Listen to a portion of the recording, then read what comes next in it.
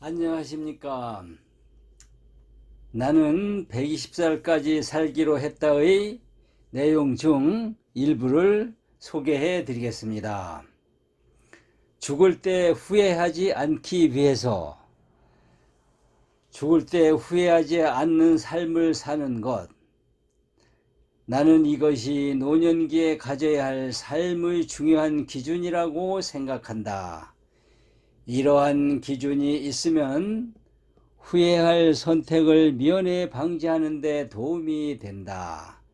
이것을 선택할 것인가, 저것을 선택할 것인가 하고 우리는 하루에도 수많은 선택의 갈림길에 맞닥뜨린다. 그럴 때마다 지금 하는 이 선택이 죽을 때 후회로 남을까, 아닐까를 생각해 보면 선택이 쉬워진다.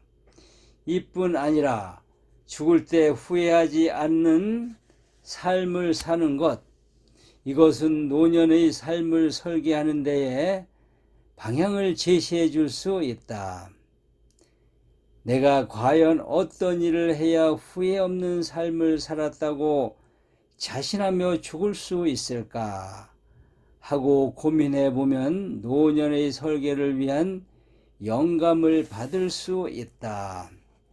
다른 사람들이 기대하는 삶이 아니라 자신의 가슴 속에 있는 영혼이 진정으로 원하는 일, 그 일을 하다 죽어도 결코 후회하지 않을 것 같은 일, 그 일을 하지 못한다면 죽을 때 후회할 것 같은 일, 그러한 일과 삶을 찾는 것이 매우 중요하다. 그래야 노년에도 열정을 갖고 신나게 살 수 있기 때문이다.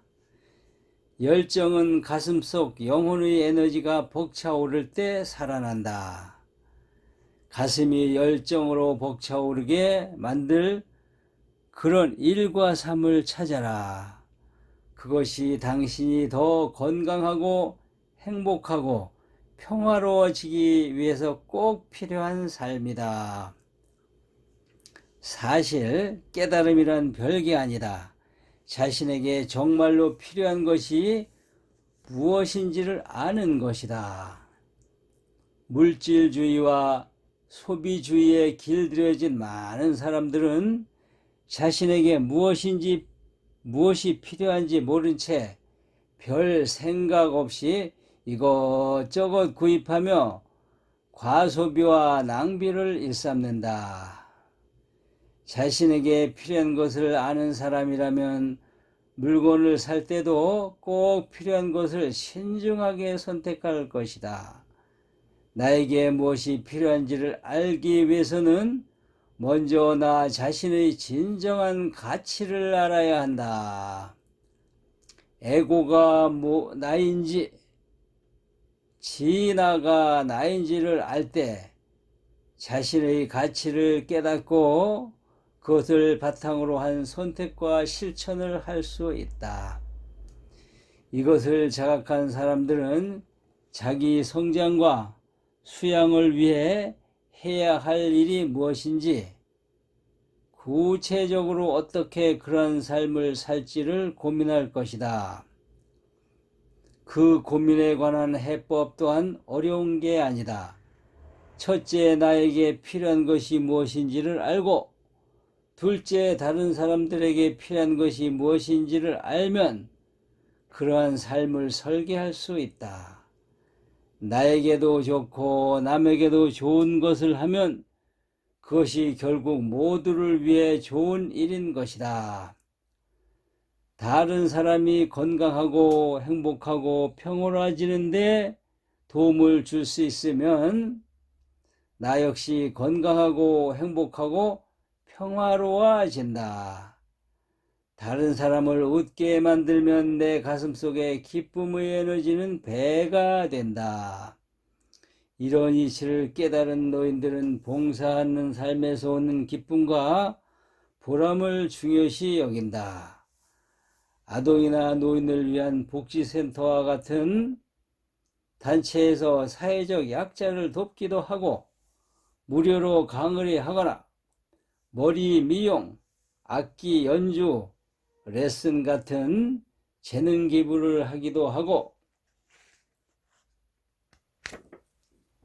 사회사업을 하기도 하고 수익금의 일부를 기부하기도 하면서 자신이 속한 공동체를 더 행복하고 살기 좋게 만들기 위한 활동들을 한다.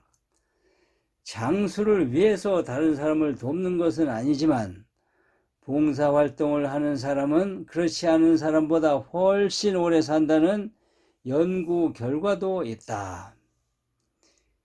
2014년 영국 의학저널 랜싯에 발표된 결과를 보면 8년 6개월의 연구 기간 동안 삶에 대한 목적의식이 높은 사람의 사망 확률이 30%나 감소했다.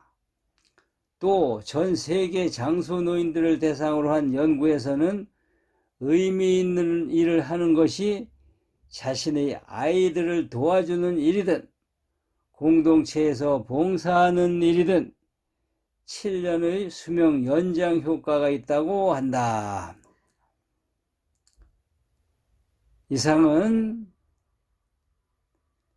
국학원 설립자이시며 국제뇌교육대학원 대학교 글로벌 사이버 대학교 총장님이신 일지 이승원님의 저서 중 나는 120살까지 살기로 했다의 내용의 일부를 소개해드렸습니다. 감사합니다.